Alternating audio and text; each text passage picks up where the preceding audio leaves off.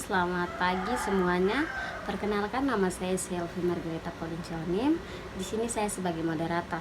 Dalam video pembelajaran kali ini kita akan membahas tentang pemrolehan sintaksis. Mari kita simak videonya. Banyak pakar pemrolehan bahasa menganggap bahwa pemrolehan sintaksis dimulai sejak anak-anak mulai menggabungkan dua buah kata atau lebih, kurangnya pada usia 2 atau 0 tahun. Karena itu mereka menganggap tahap eloprasis tidak berkaitan dengan perkembangan pemrolehan sintaksis. Jika kanak-kanak telah mencapai tahap kedua atau lebih, ucapannya juga semakin banyak dan mudah ditafsirkan. Oleh karena itulah peneliti lebih cenderung untuk memulai pengkajian pemrolehan bahasa pada tahap kedua. Nah, sekarang kita akan masuk ke dalam pembahasan sintaksis yang akan dilanjutkan dengan teman saya Silviana Tanati. Kenalkan, nama saya Silviana Tanati. Saya akan melanjutkan materi yang pertama mengenai teori bahasa pivot. Kajian mengenai pemrolehan sintaksis oleh kanak-kanak ini dimulai oleh Braine 1963, Belgue Erwin 1964. Menurut kajian awal ini, ucapan dua kata kanak-kanak ini terdiri dari dua jenis kata menurut posisi dan frekuensinya. Munculnya kata-kata ini itu di dalam kalimat. Kedua jenis kata ini kemudian disebut dengan nama kelas pivot dan kelas terbuka. Yang kedua, teori hubungan tata bahasa nurani. Sejalan dengan teori-teori hubungan bahasa nurani ini, Simanjuntak 1987 menyarankan agar suatu teori pemrolehan sintaksis yang ditemukan oleh sistem generatif transformasi yang telah menjadi pengetahuan kanak-kanak.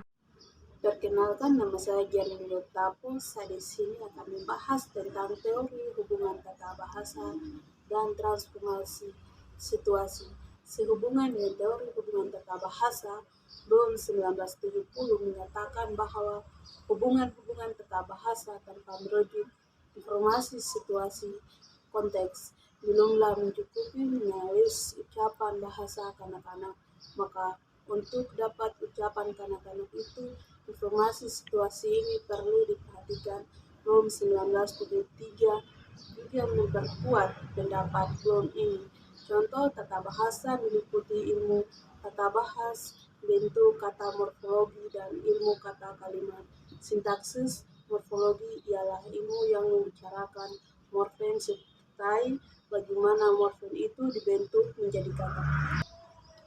Teori kumulatif kompleks. Teori ini dikemukakan oleh Bloom 1973 berdasarkan data yang dikumpulkannya. Menurutnya, urutan pemulihan sintaksis oleh kanak-kanak ditentukan oleh kumulatif kompleks tata bahasa yang sedang diperoleh, jadi sama sekali tidak ditentukan oleh frekuensi morfem atau kata-kata di dalam ucapan orang dewasa.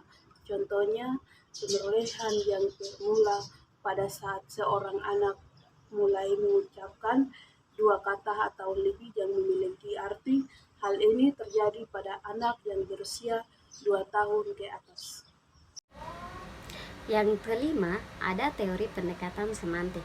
Salah satu teori tata bahasa yang didasarkan pada komponen semantik diperkenalkan oleh Fillmore pada tahun 1973 yang dikenal dengan tata bahasa kasus. Teori ini telah digunakan oleh Bauerman dan Brown pada tahun 1973 sebagai dasar untuk menganalisis data-data perkembangan bahasa. Dalam teorinya, Fillmore menunjukkan bahwa transformasi tata bahasa tidak dapat diatur oleh rumus-rumus sintaksis, melainkan oleh hubungan semantik yang ditandai oleh kategori-kategori kasus itu.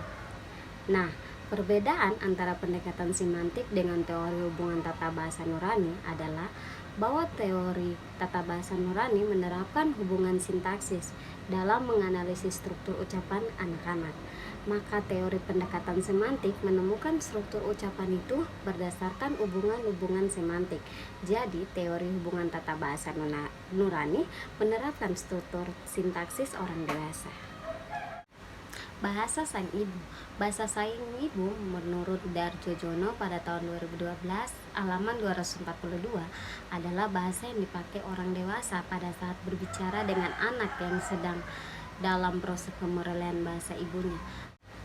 Bahasa seorang anak yang berumur 15 tahun pun ketika berbicara dengan adiknya yang berumur 2 tahun adalah bahasa Sang Ibu. Ciri-ciri bahasa Sang Ibu yaitu yang pertama, kalimatnya pendek-pendek.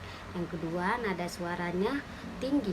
Yang ketiga, intonasinya agak berlebihan. Yang keempat, laju ujaran agak lambat.